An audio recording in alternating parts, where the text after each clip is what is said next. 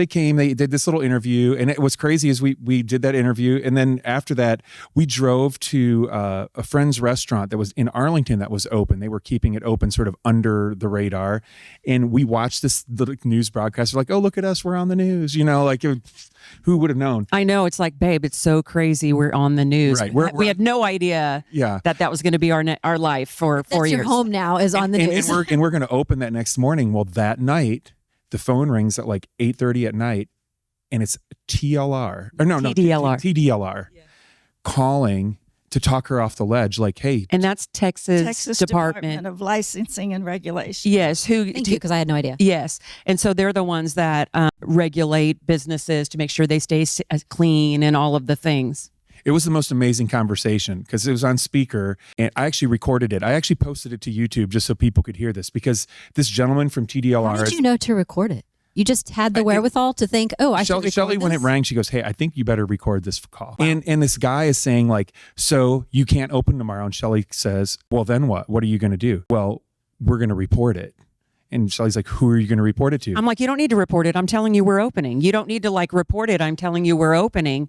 And he's like, well, you can't do that. And I'm like, or else, because I'm sitting here with your booklet of things that what salons are allowed to do and not do, and all the rules we have to follow. And we're following all the rules. And they said, well, you can't open because of what, the governor said. And I'm like, but there's nothing in this that tells me you can do anything about it. And he's like, well, I can't, there's probably going to be a problem. There's probably going to be some police that show up. And I'm like, and what are they going to do? And they're like, well, they're going to tell us whether or not you're open. I'm like, I'm telling you that I'm opening. I already told you don't need to send police there if that's the reason and he's like, well, I'm just letting you know that that's going to happen. I'm like, well, then we'll serve them coffee because they can't come in.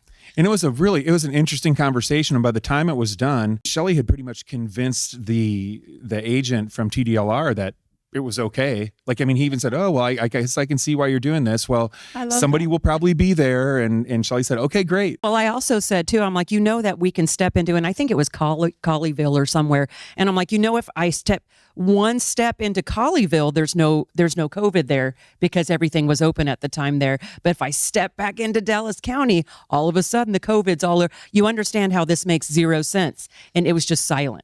I mean, it was just silent. And so he really had nothing to say except for he was the one that had to call and tell me that the police were going to show up there.